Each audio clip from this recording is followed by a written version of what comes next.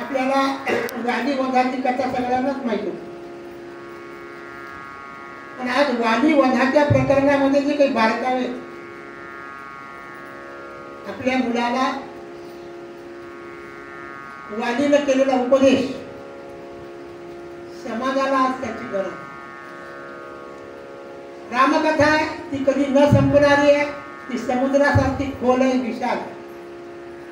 आपल्याला थोडंसं स्नान करून यायचंय, अखंड रामकथा चालू राहणार आहे. लोकाभिरामम रणरंग धीरम राजीव नेत्रम रघुवंशनाथम कारुण्य रूपम करुणाकरंतम श्रीरामचंद्र. या रामकथेमध्ये समाजाची प्रगती, व्यक्तीची उन्नती आणि राष्ट्राचा विकास या तीन गोष्टी करण्याचं सामर्थ्य या कथेवर. दुर्दैवाने आज कथेमध्ये रंजकता वाढली. दुर्दैवाने मनोरंजनासाठी धार्मिक ग्रंथाचा आधार घेण्यात आला. विशेषत्वाने उत्तर भारतामध्ये संगीत किती असावं याची मर्यादा ओलांडली की काय असं माझ्यासारख्याला वाटतं, आहे का नाही? म्हणजे स्वयंपाकात मीठ आवश्यक आहे, पण मिठाचीच जर पोळी केली तर काय होतं. म्हणून हे ग्रंथ माणसाला, समाजाला गंभीर करणारे ग्रंथ, दिशा देणारे ग्रंथ आहे. कथा मोरयाची, कथा शंकराची, समस्तामध्ये श्रेष्ठ या राघवाची. कथा सगळ्यांनाच आहे. समर्थ दासबोधाच्या मंगलाचरणामध्ये म्हणतात की मी राघवाचीच कथा का, तर दास म्हणे रघुनाथाचा गुण घ्यावा. आणि आज आपण गुण घ्यायला तयारच नाही. भागवत ऐकतो आपण, रामायण ऐकतो आपण, महाभारत ऐकतो आपण, पण हे आपल्या सभ्यतेचे, आपल्या संस्कृतीचे, आपल्या धर्माचे मानदंड. काय हिंदू धर्म? रामायण. काय हिंदू धर्म? महाभारत आहे, भागवत आहे. म्हणून आपण जीवन जगताना जिथं चुकतो, मनुष्य हा एकमेव प्राणी आहे की जन्मल्यापासून मरेपर्यंत मी काय म्हणतो तेवढं पहा. मी प्रवचन करायला आलो नाही, आणि खरं म्हणजे मनोगत व्यक्त करण्या इतकी सुद्धा माझी पात्रता नाही. पण मी ज्या ज्या वेळेला व्यासपीठाच्या माध्यमामधून व्यक्त होत असतो, मग भागवत असेल, विष्णू सहस्रनाम असेल, शिवकथा असेल, तर माझ्या एक लक्षात आलं की जन्मल्यापासून मरेपर्यंत माणसाला मार्गदर्शनाची गरज आहे. शिकून शहाणा होणारा फक्त माणूस आहे, आणि शिकण्याची मुळीच आवश्यकता नाही, जनावर आहे. पशुच्या जीवनामध्ये कुठलीच गोष्ट शिकावं लागत नाही.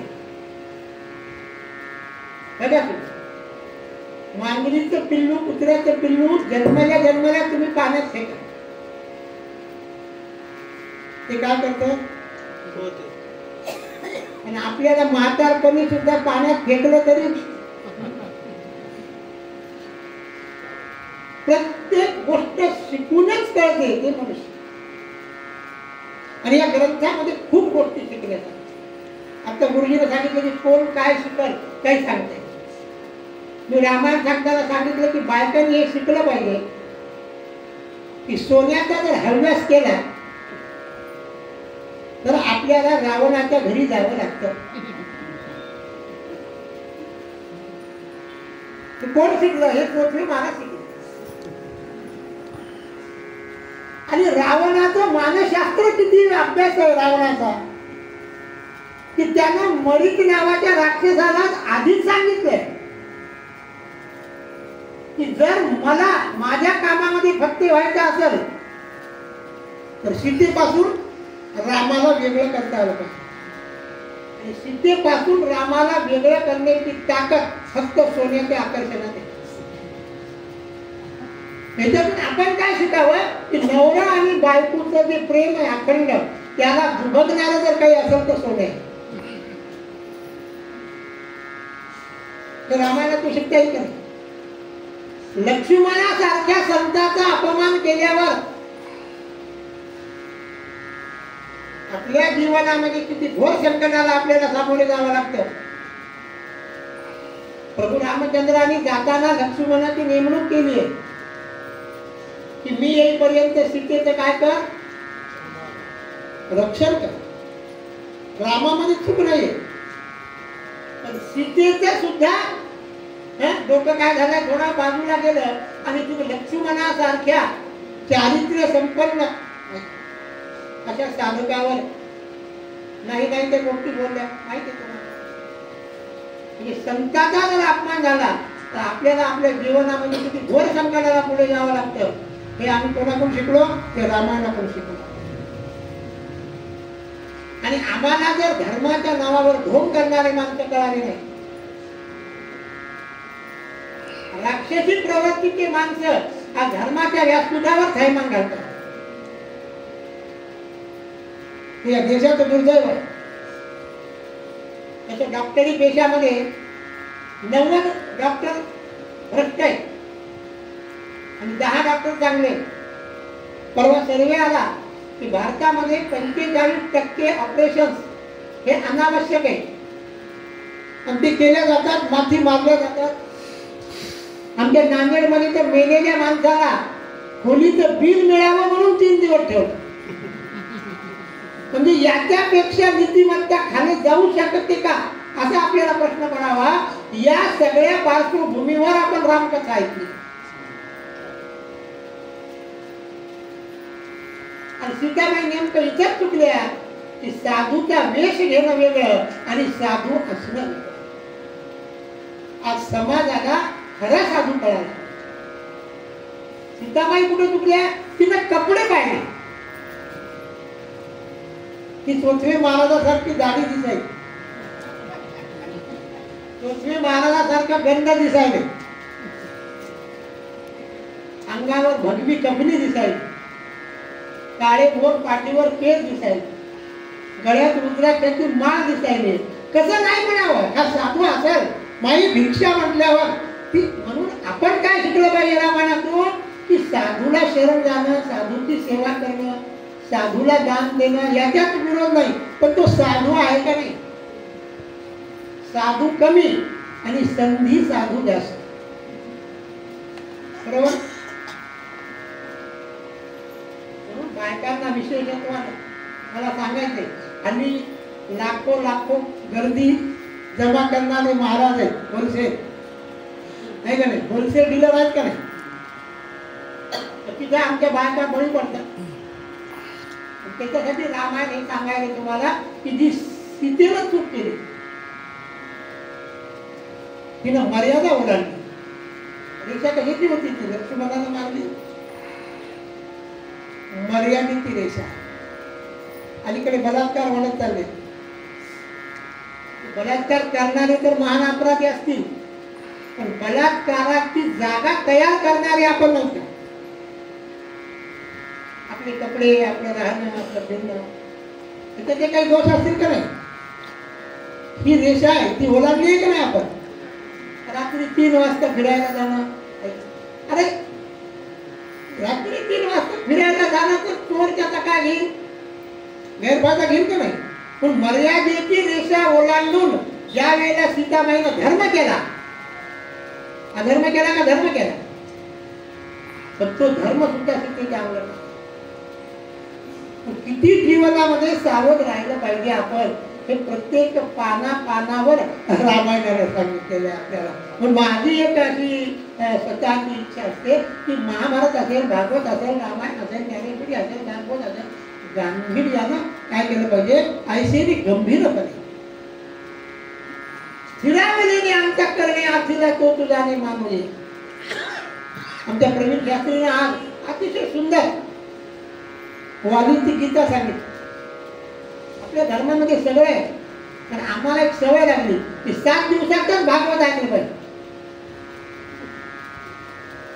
कुठे लिहिलंय का जास्त ऐकू नये म्हणून? असं कुठं लिहिलंय का? तर 7 दिवस तरी ऐकतो का आपण? 7 दिवसातले 3 घंटे नाही का, त्याच्यामध्ये 1.5 घंटा गाणं आणि 1.5 घंटा झोप. कानात काय केलं? आम्ही भागवत ऐकलो.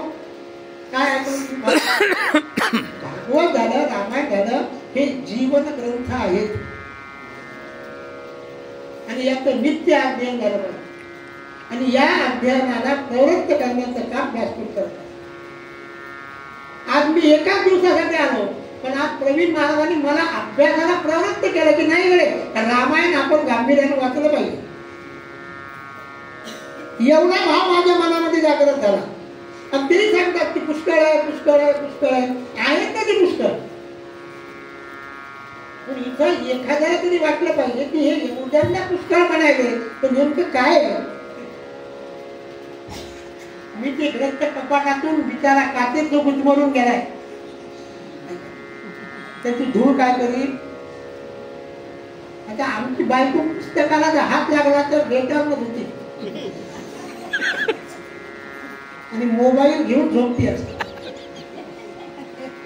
कोणी हात लावला झोपीमध्ये तर म्हणून जागे होते. कोण आहे? आपण कशाच्या आधी चाललो. म्हणून पुन्हा एकदा प्रवीण महाराजांना मी नमस्कार करतो व्यासपीठाच्या दृष्टीने. गोखले साहेबांविषयी तर मी काय बोलावं. आपल्या सगळ्यांच्या सहकार्यानं दर्जेदार कार्यक्रम समाजाला द्यावे. काहीतरी काढले. मला सांगितलं झाले की महाराज तुम्ही आम्हाला असं काहीतरी सांगा. कथा नको आम्हाला, कथेच्या मध्ये जी व्यथा आहे ती व्यथा आम्हाला सांगा. आणि वेगवेगळे महाराज इथे यायचं म्हणजे आम्हाला परीक्षा द्यायला लागली. आणि त्यांनी तर म्हणले महाराज बरं झालं की मग पुढे आम्हाला एखादा पेपर द्यायचा आहे दुसरीकडे. आम्हाला तिकडे बोलण्याला अवघड जात नाही, पण इथं अवघड जातं. कारण इथं प्रत्येक जण परीक्षा घेत आणि हे फार भाग्यानं मिळतं आम्हाला. त्यामुळे मला या ठिकाणी समारोपाला का होईना येता आलं. कथा खूप आहे. एकच सांगतो मी माझ्या वाणीला विराम देतो की रामरक्षेमध्ये मंगलाचरण आहे. ध्यानाचा श्लोक आहे ना. ध्याय राजान पाहून भविष्यम ते सगळ्या म्हणत नाही. तर प्रत्येक ठिकाणी ध्यान हे एका रूपाचं केलेलं असतं.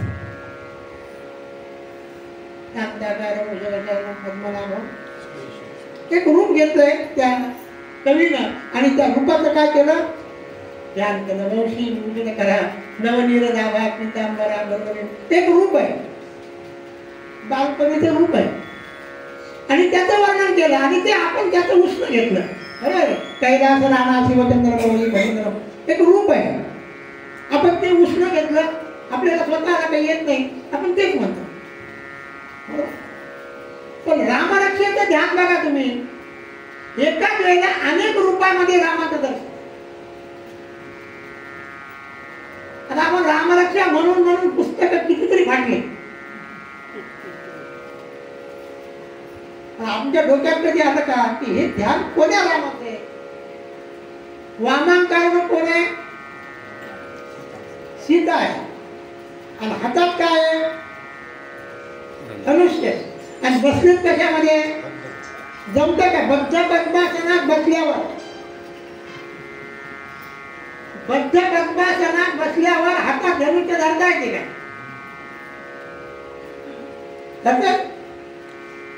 आम्हाला बद्ध पद्मासनात कळलं. बद्ध पोट झाल्यावर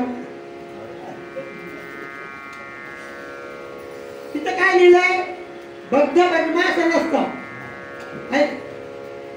पुष्कळ बोलला हात बोलणार नाही त्याच्यावर.